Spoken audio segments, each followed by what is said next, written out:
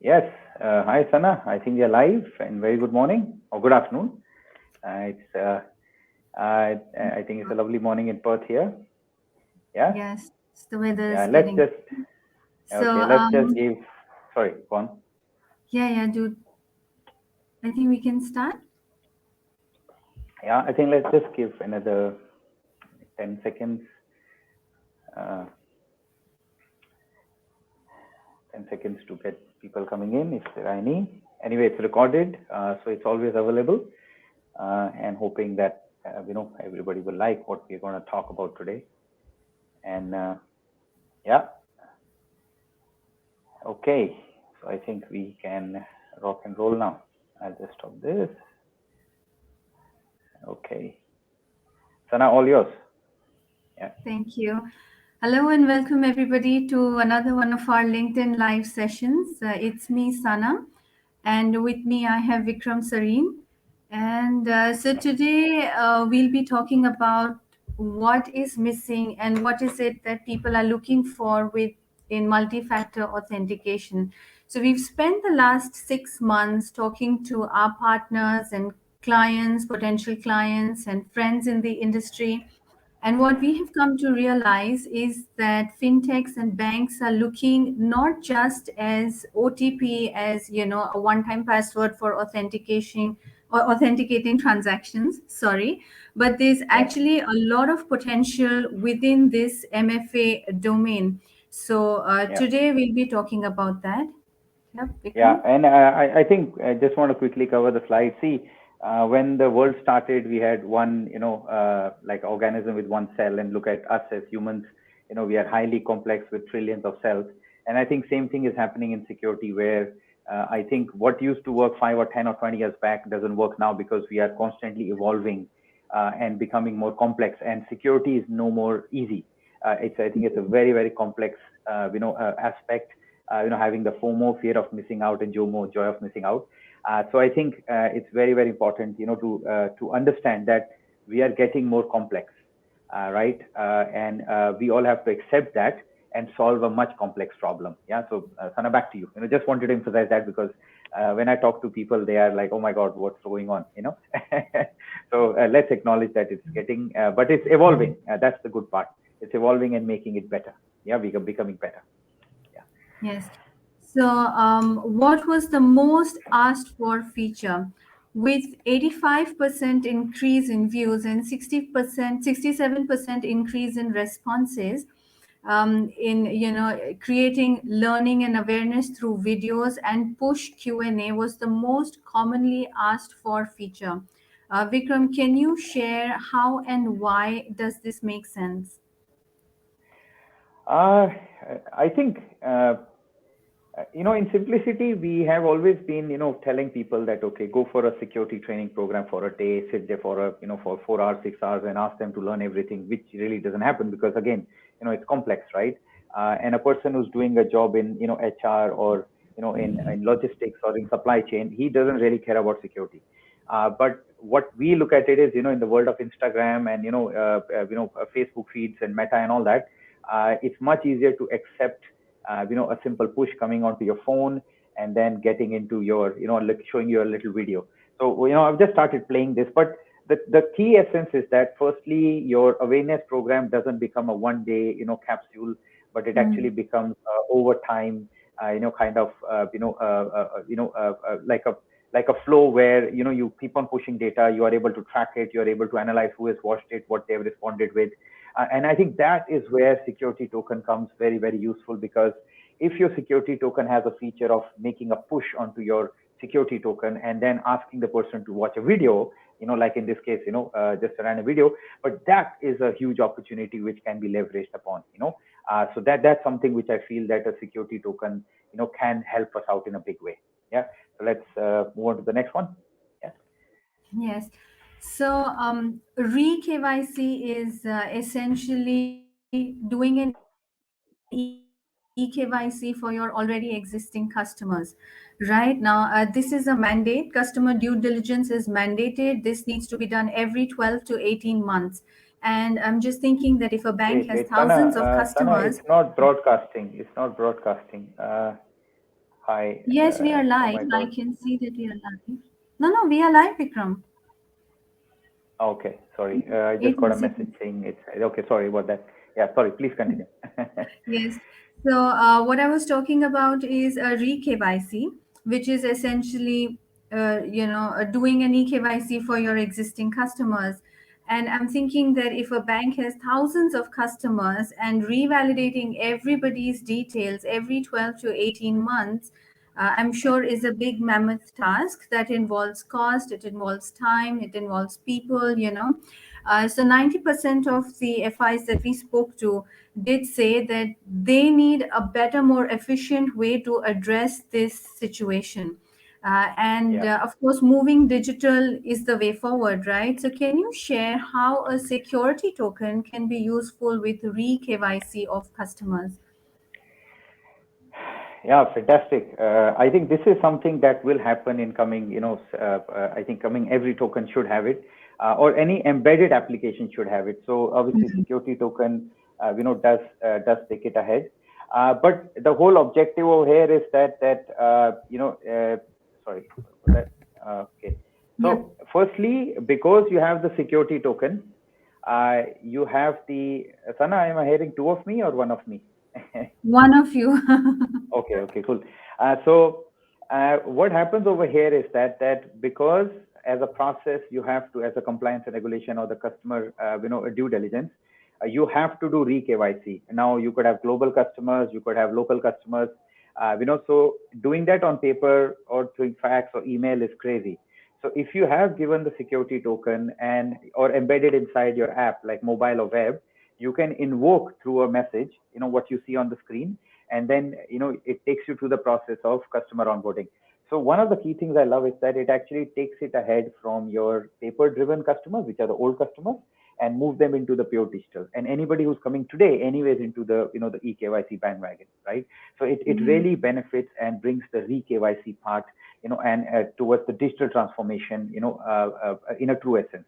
So this is something that definitely is coming in, and security token should and be able to offer this, because all these things in eKYC are getting done. So why not inside a token, or why not embedding inside your application? right. So, 95% of companies responded that they have password and OTP fatigue. But it's not just the fatigue; it's also the cost of OTP that is very high. For your Mm-hmm. global task force, for your huge customer base, I'm thinking for a banks or FI, it's really very costly. So how do we Uh-huh. address that? Uh, you know, Yeah. Uh, what is the way to address that? uh, See what, okay, adaptive is a very interesting module which is coming towards it. So earlier what happened was that, we had the multi-factor where you're asking password, OTP all the time for every transaction.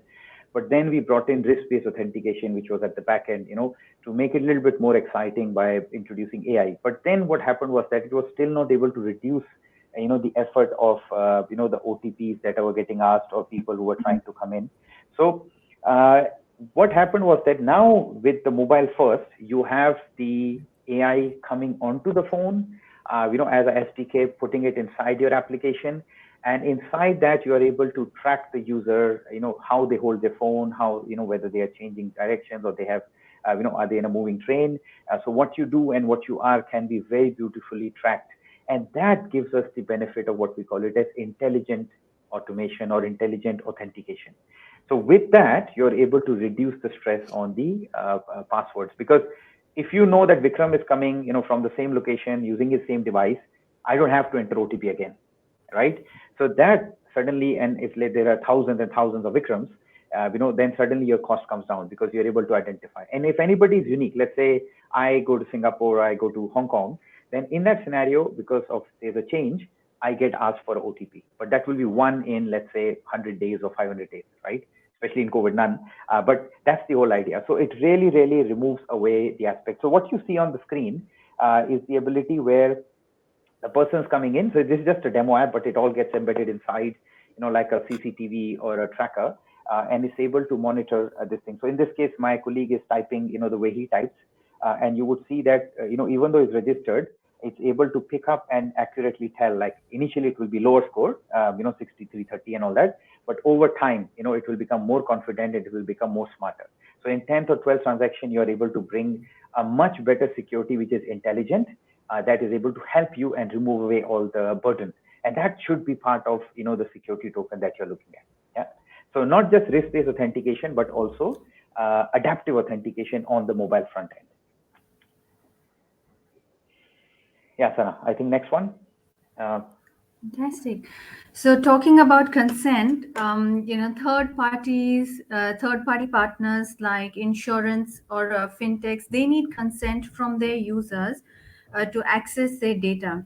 And this is mandatory in Europe, Australia under CDR, right? But the problem is, how do you get that? How do you get their consent?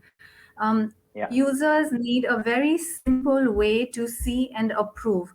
And could these tokens help with that? Because this is a big, this is something that all the banks and enterprises, they would like for their partners to access these. So, what is the best way to take this forward? Totally. I think any security token going forward should have this feature, because at the end of the day, if I'm a customer, if I'm an employee and my data is getting shared, so what you see on the screen is that is just a little mock application which I've just showing you. So let's say it's an insurance company or a fintech who's saying, okay, Vikram's bank statements are needed. So all the system does in this case is like operator goes, says, okay, hey Vikram, this is what is accessed, and I get a push onto my phone. It actually says, okay, here it is. And then, says, okay, go ahead and Vikram, this so-and-so company is asking you to, get your data. Do we have access to that? Now, that's the most beautiful way. And plus you can have, a biometrics option where the person, can put a face ID or touch ID to further, fortify it. But consent-driven opportunity, I would say, which opens up much bigger, I would say, ecosystem in terms of fintechs, in terms of regtechs, in terms of, anything else. Is the way forward. And I think your security token should have this, because if you're doing the authentication and onboarding, then consent becomes the next step, right? And in Australia, CDR is enforcing that. That means the customer should give access to the data. And the most beautiful way is that if you have it on your token. So just a push comes onto you and you're able to do the job. Yeah. Okay. So video calling. I have used the video call feature, that's there in LinkedIn, and I feel that it makes it so real. It's rich, and there's an element of human connection over there. So a lot of the companies will be looking into video calling. And do you think that the mobile app with security can also leverage on this video calling tech? Oh, completely. I think the next generation of experience, even if you look at LinkedIn, what you said, and plus, whatever we are doing right now is essentially a video call, getting broadcasted. So that will become part and parcel, because of the richness, because of it being real, because of it being human, and that will drive away possibly the premium banking, account verification, and many other things like that. So very quickly, just to show you, so from, let's say, a dashboard, you invoke, so the operator is invoking a particular call, coming over here, and then the person is, getting onto a push. That means I am a user, I get a push, and then from there, my call gets originated. So, sorry, I think I clicked to the next button. But the whole idea of video calling getting embedded in your mobile banking or insurance app will benefit tremendously, taking it forward. And it's not just about security token. What you would ponder upon is that where is the call getting originated? Is the call secure? Where is the call getting recorded? So when you look at those questions, then that's where the security comes into play. And your security token or your embedded security SDK will be able to answer those questions, or should be able to answer those questions. Yeah. Next one, Sana. I think, Right. I'm not sure how much time we have. Yeah. Okay. Moving on. That's all right. Moving on to MFA, true MFA, so we have 2FA, we have 3FA, we have MFA, and like your OTP is 2FA, passwordless is MFA. And I wanted to discuss with you that how do we protect not just logins but also transactions. And So what is the best way forward? Because cyber attacks are definitely, as we Correct. know, on the rise, and that is Yeah. going to be the trend moving forward. Yeah, no, So, totally. And I think, if you have man in the middle attack, if you have DNS mm, poisoning, these are the kind of attacks which are able to bypass OTP. And I still, have banking, like, most of the banks I bank with, as an individual, I still get OTP and I still ask to key it in. Now, that itself, I feel a little bit vulnerable over there. But what you're seeing right now is where a user just did a slide, and the geolocation, the device, all these kind of things were captured, posted to the server, and the authentication happened.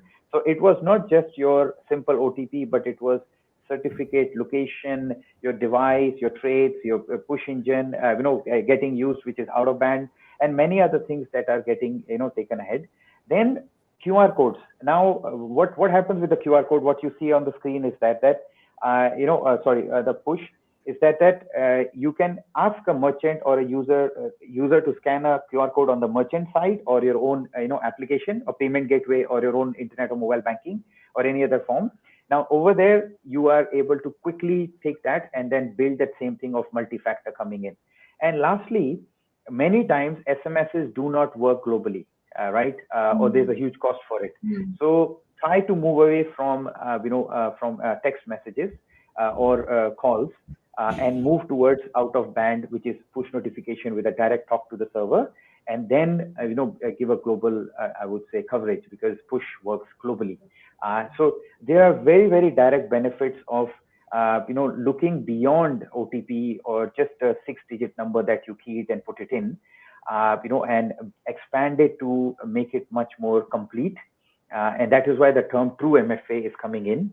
And mm, lastly, there's a drive towards passwordless, which is biometrics on your phone, and that also is a way forward. I love passwordless or Fido, for the simple reason is because firstly I have to be on my phone on that particular website to actually approve, and that itself makes it like a true multi-factor where DNS poisoning, man in the middle, these kind of attacks automatically get mitigated, and you yourself, even if you're using a shared phone, you yourself have to approve it. So the dispute part or non-repetition part also comes into that. So I think the world is getting more complex. That the MFA is moving toward becoming more complex, but in a better way. I think finally we'll be able to solve that problem. Very rightly, where hackers or the bad people cannot fake themselves or move themselves. Saying that this is me. Or steal my identity. So that is very, very important. I think this part is definitely has to be elevated. Right now, the tokens are just OTP, which is okay, but I think it has to move ahead. It has to become more complex, not for the users, but for the system. Yeah. Okay, last Okay. one is onboarding.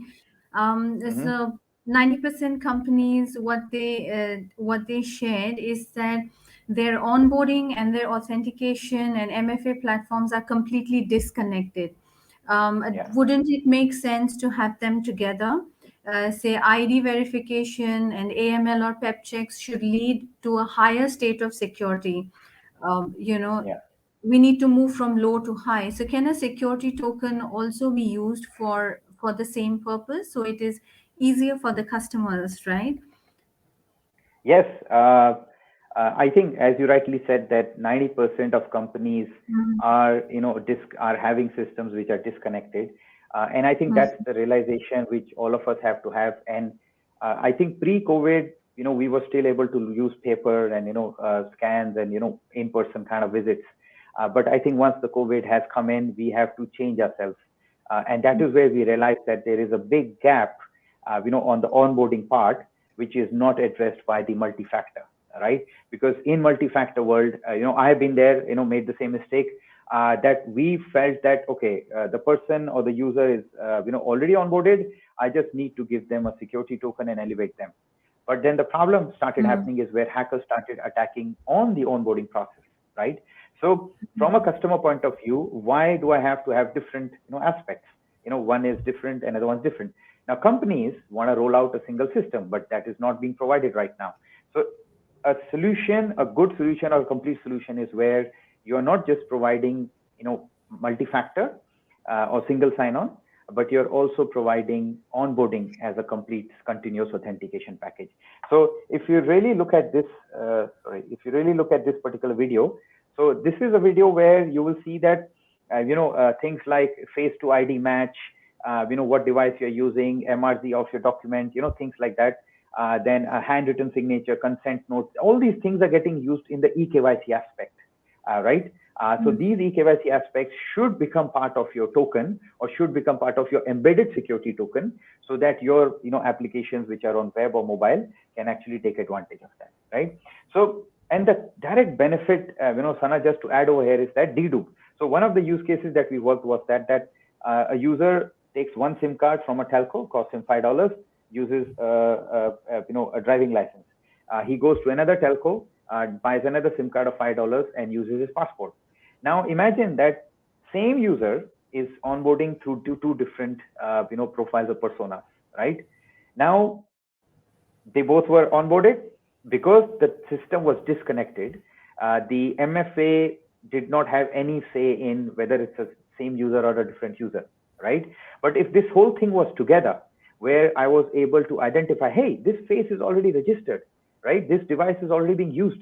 Then suddenly equation would have been very different because now I know that this is one person who is being onboarded, but he's using two different sets of data or two different sets of documents, right? So that is where I think this has to come together, where your onboarding has to be part of your security token or IAM system that you're looking at. One or two companies like ForgeRock is doing it. Obviously, we are doing it, but still, if you look at Microsoft, if you look at Okta and a few other big guys, they still don't have any anything visible which says that okay, I have a whole customer onboarding aspect which I will take it ahead. Yeah, unless Okta buys Jumio or something like that.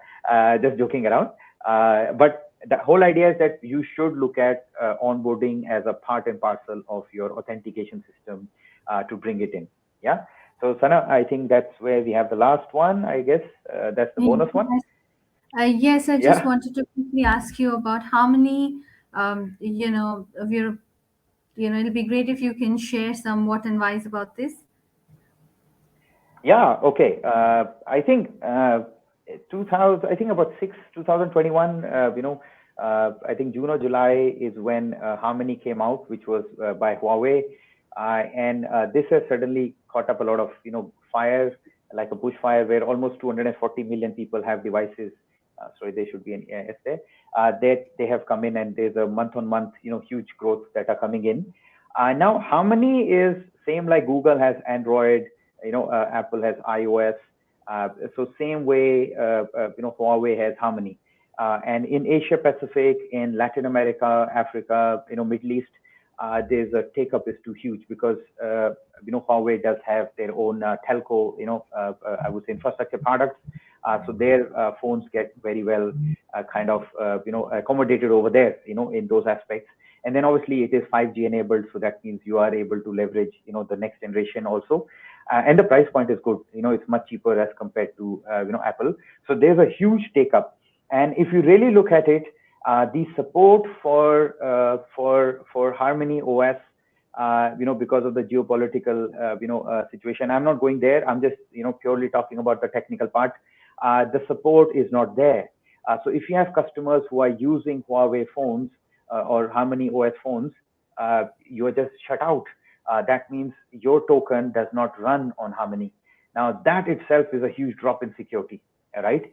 So I think when we are looking at it, I think regardless, we have to look at Harmony as one of the supported OSs, along with Google Android and iOS. So that's one of the things I wanted to also add in there because in only last 5 or 6 months is coming in, and we have few customers in Asia Pacific who have specifically asked for this coming in because this is something which they see that their customers are asking, hey, do I have support for Harmony? Huawei. So obviously you as a as a service provider cannot say no, right? So we had to go back and work towards it. So just sharing what we realized and learned. So this is something which is a bonus point, in terms of support for Harmony OS should be there or should be considered. Yeah. All right. Thank you so much, Vikram. That was a very, I hope it was a very interesting and, informative session for everybody. I think there seems to be a problem with LinkedIn. It's not getting broadcast. So Oh, okay. maybe the best we can do is share the recording with everybody.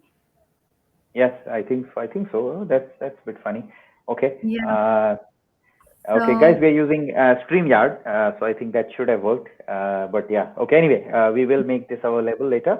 And Sana, any questions from Facebook that have popped in? Yes, I did. I did get a couple. So about video calling SDK. So the video call SDK is a great idea, but uh, they're asking, can we have it on premise? Can we have an on-prem deployment for this? I I think I think yes, that's a very good question. Because see, typically when you look at Twilio or any other system, AWS, Kinesis, Kinetics, and all that, they all are over the cloud, which is fine Mm, because if you're not regulated, you can use that excellent service.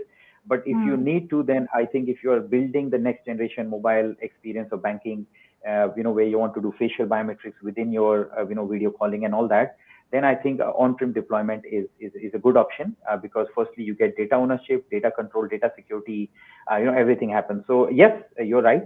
I think WeConnect, which is our platform, does get deployed, on-prem or on the cloud, whichever way, as Dockers, and then you can use that for call initiation as well as call recording, either automated or user consent, user initiated.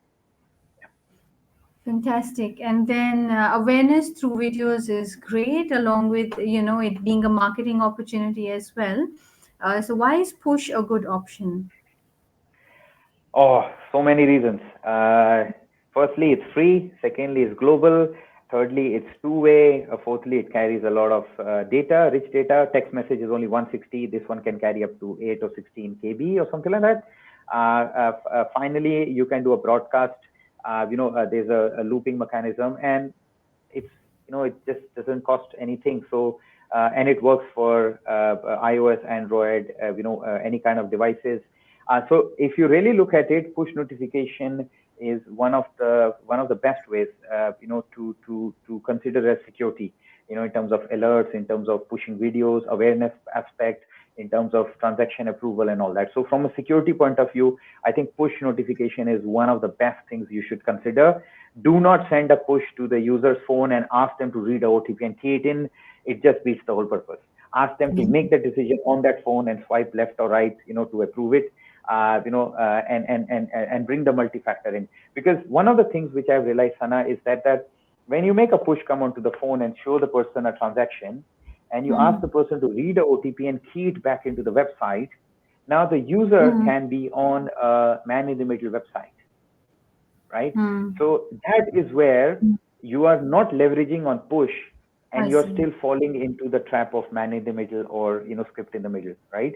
So Mm. if you're using push, then do it. So a few banks, in Europe and over in Australia have started using push, but again, it's a bit of a half-baked solution, not really leveraging on push as a whole, because you can send a lot of data and then make a call back and loop back and say, okay, hey, the transaction is approved.